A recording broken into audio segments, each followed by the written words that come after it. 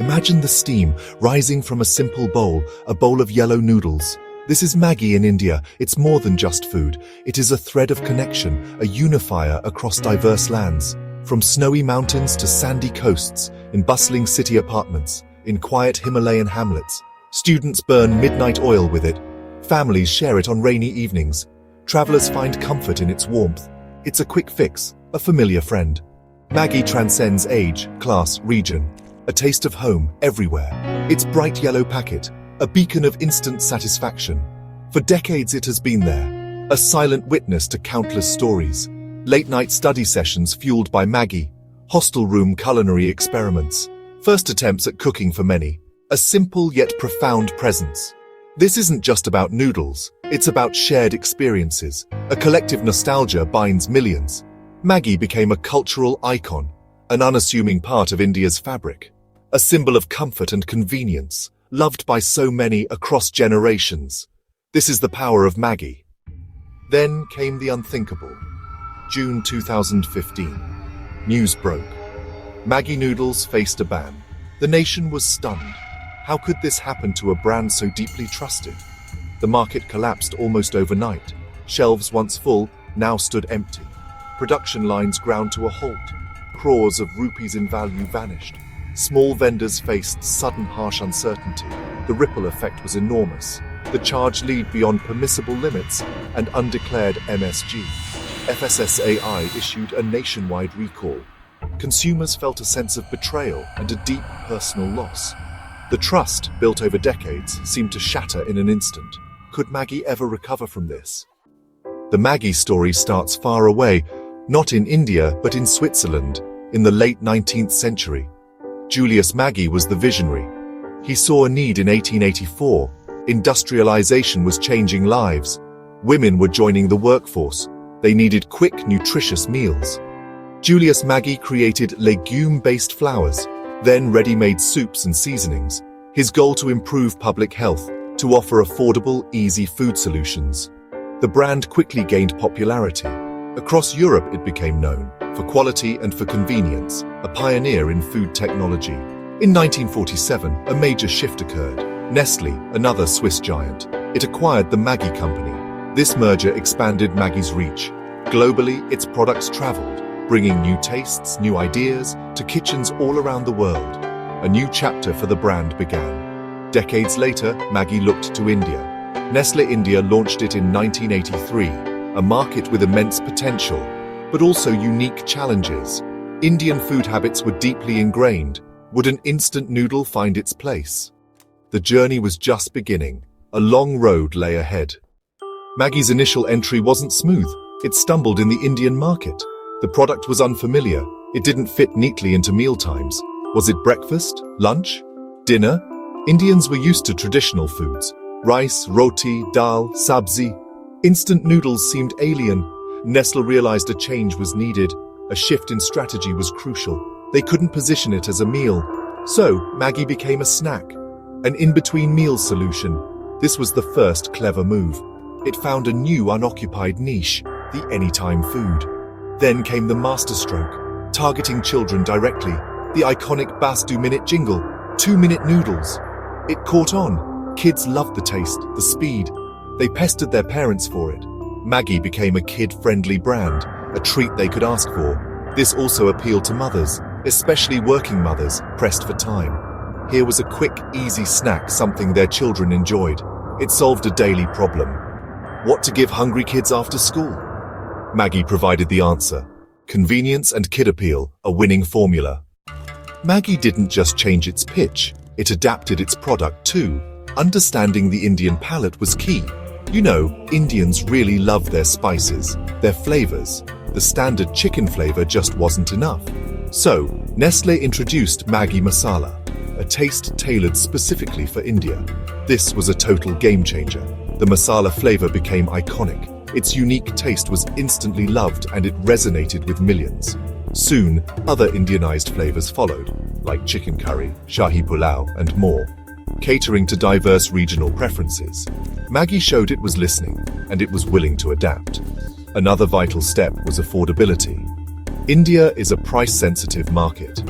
To reach the masses, Maggi had to be cheap. Nestlé launched small single-serving packs, priced at just a few rupees. This made Maggi accessible to everyone, from the urban middle class to the rural poor. It democratized instant noodles. This combination was really potent local flavors, low price points, and brilliant marketing. Maggi became ubiquitous, found in tiny village shops and large city supermarkets. It was truly India's noodle, a success story of localization. As years passed, awareness grew about health and nutrition. Consumers started scrutinizing labels, and questions arose about instant noodles. Were they truly healthy? There were concerns about maida, which is refined flour, about sodium content, and MSG. Maggi faced this new challenge. The brand, built on convenience, now had to address health perceptions. It simply couldn't ignore the shift. So, Nestlé began to innovate. They introduced Maggi Atta noodles, made with whole wheat flour, aimed at health-conscious parents, offering a healthier alternative. Then came Maggi Oats noodles, tapping into the growing oats trend, another option for those seeking better choices. Nestlé also worked on its existing products, fortifying them with nutrients like iron to address deficiencies. Communicating these changes became important, reassuring consumers about quality. This was a balancing act, maintaining the beloved taste while improving the nutritional profile. It showed a willingness to evolve, to meet changing consumer demands. Maggi wasn't just about speed anymore. It was also about responding to the evolving needs of its people. Even before the big crisis hit, Nestlé understood Maggi's deep roots. It wasn't just a product, it was part of people's lives, their stories, their memories. This insight led to a campaign called Me and Merry Maggi. Launched in the early 2010s, the campaign was simple yet powerful. It invited people to share their personal Maggi moments. Stories poured in from across India. Tales of hostel life, late nights, friendship, family, travel adventures. Each story was unique yet familiar, a testament to Maggi's place in hearts. These weren't scripted advertisements. They were real stories from real people. This authenticity, it really resonated deeply. It strengthened the emotional bond between the brand and its consumers. Maggi became a storyteller itself, curating a collective narrative of shared Indian experiences. This campaign built immense goodwill. It humanized the brand further, showcasing its role in daily life. Little did anyone know then how crucial this emotional capital would become in the years ahead. When Maggi faced its darkest hour, the love was already there, documented. The storm finally broke in 2015. It began with a food inspector in Barabanki, Uttar Pradesh. Routine tests on Maggi samples. The results were alarming. Lead levels allegedly higher than allowed, and MSG not declared on packets, though Nestlé claimed it was naturally occurring. The news snowballed rapidly. Media picked up the story, and panic began to set in. State governments started their own tests, and many followed with bans. Then, the FSSAI stepped in, India's national food regulator. It declared Maggi unsafe and hazardous. A nationwide ban was imposed. Nestlé was ordered to recall all variants of Maggi noodles from every shop in India. It was a logistical nightmare and a public relations disaster. The company lost over 320 crore rupees, destroying tons of recalled stock. The public reaction was intense. Disbelief, anger, confusion, and a strange sense of loss for a product so familiar. Social media erupted with debates. Was Maggi truly unsafe? Or was this an overreaction? The brand was fighting for survival. Nestlé did not give up. They maintained their product was safe. They challenged the ban legally. The Bombay High Court heard the case. It questioned the FSSAI's testing methods and the basis of the nationwide ban. The court set aside the ban, but ordered fresh tests. Samples were sent to accredited labs, monitored by the High Court. The results came back clear. Lead levels were within permissible limits. This was the turning point. Maggi was vindicated, scientifically. The path to relaunch was open, but trust needed to be rebuilt. Nestlé launched powerful campaigns. #We Miss You Too tugged at heartstrings, acknowledging the public sentiment. They ran ads assuring safety, highlighting the new testing protocols.